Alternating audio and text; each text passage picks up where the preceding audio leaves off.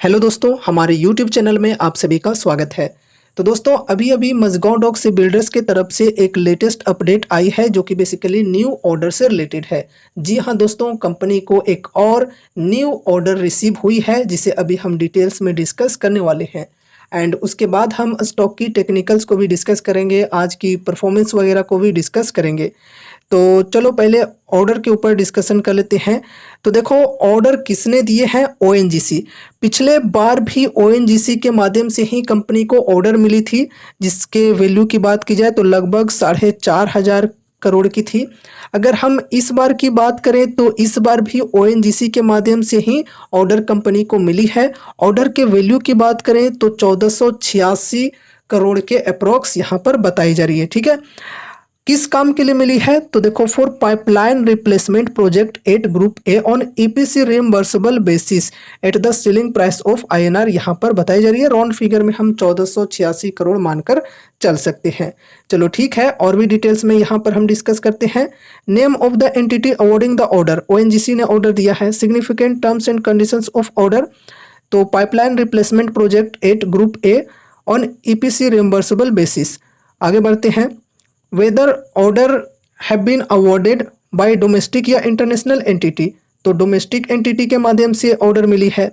Nature of order, सब सी pipeline replacement project. ठीक है, तो subsea pipeline replacement project की ऑर्डर मिली है कंपनी को। वेदर डोमेस्टिक और इंटरनेशनल, तो domestic. Time period by which the order contract is to be executed, तो देखो यहाँ पर टाइम पीरियड बताई जा रही है 28/2/2026 तक ये जो ऑर्डर है ये एग्जीक्यूट किया जा सकता है। चलो आगे बढ़ते हैं। ब्रॉड कंसिडरेशन और साइज ऑफ द ऑर्डर, तो यहाँ पर देखो ऑर्डर की साइज बताई जा रही है 1486 करोड़ 40,32,996 रुपये इंडियन रुपीज में। तो ये बेसिकली ऑर्डर मिली है कंपनी को, अच्छी ऑर्डर है। और यहाँ पर इस ऑर्डर के आने के बाद मंडे के दिन देखते हैं कैसे रिएक्शन हमें देखने को मिलती है स्टॉक प्राइस के अंदर। वैसे चांसेस तो उतनी ज़्यादा नहीं है कि हमें बहुत ही बेहतरीन तेज़ी देखने को मिल जाए स्टॉक के अंदर। जिस प्रकार की फ़िलहाल सिचुएशन है डिफेंस स्टॉक्स के अंदर, उसके हिसाब से बात कर रहा हूँ। ठीक है, अब चलो यहाँ पर हम टेक्निकल्स को डिस्कस करते हैं और आज की परफॉर्मेंस को भी डिस्कस करते हैं। तो देखो, आज लगातार दूसरे दिन स्टॉक के अंदर हमें गिरावट देखने को मिली है। 2 दिनों की बढ़िया सी तेज़ी के बाद फिर यहाँ पर हमें गिरावट देखने को मिली है लगातार दूसरे दिन। 4% के अप्रोक्स आज के दिन हमें गिरावट देखने को मिली है। पिछले दिन भी 4% के लगभग ही थी, आज भी उतना ही देखने को मिली है। और क्लोजिंग प्राइस की बात करें तो 4400 पर क्लोजिंग हुई है। 52 वीक हाई के लेवल से 4400 तक की बात करें तो लगभग यहाँ पर 25% की डिस्काउंट मिल रही है।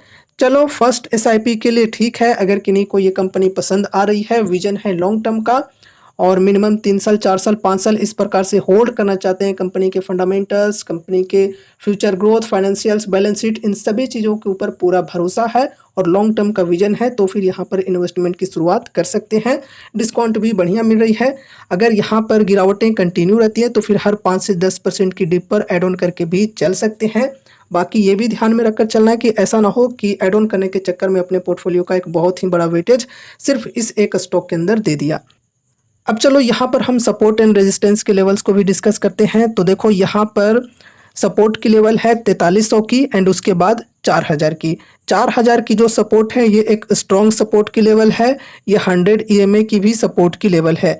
ये 4000 की लेवल अगर टूटती है नीचे साइड तो फिर स्टॉक के अंदर काफ़ी बड़ी गिरावटें हम एक्सपेक्ट करके चल सकते हैं। 4000 के लेवल से फिर ये 3300 के लेवल तक भी गिरकर आ सकती है। एंड रेजिस्टेंस की बात करें तो देखो, रेजिस्टेंस ये है ट्रेंड लाइन।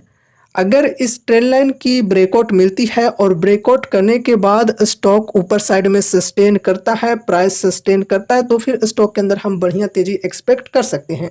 देखो गाइज, पिछले दिन ब्रेकआउट तो मिली लेकिन प्राइस जो है ये सस्टेन नहीं कर पाई ऊपर साइड में एंड फिर यहाँ से प्रॉफिट बुकिंग हुई ट्रेंड लाइन के लेवल से और ये गिरावट हमें देखने को मिले हैं। ठीक है, तो ये जो ट्रेंड लाइन है ये एक स्ट्रॉन्ग रेजिस्टेंस के तौर पे वर्क कर रहा है। इसको ब्रेकआउट अगर बढ़िया वॉल्यूम के साथ मिल जाए तो फिर स्टॉक के अंदर बढ़िया तेजी आ सकती है। तो दोस्तों ये रही हमारी आज की वीडियो मझगांव डॉक से बिल्डर्स के ऊपर। उम्मीद है कि इस वीडियो के माध्यम से आपको कुछ यूजफुल इन्फॉर्मेशन मिले होंगे। तो वीडियो को लाइक करके चैनल को सब्सक्राइब कर देना और मिलते हैं अगले नए वीडियोज के साथ। तब तक के लिए बाय बाय।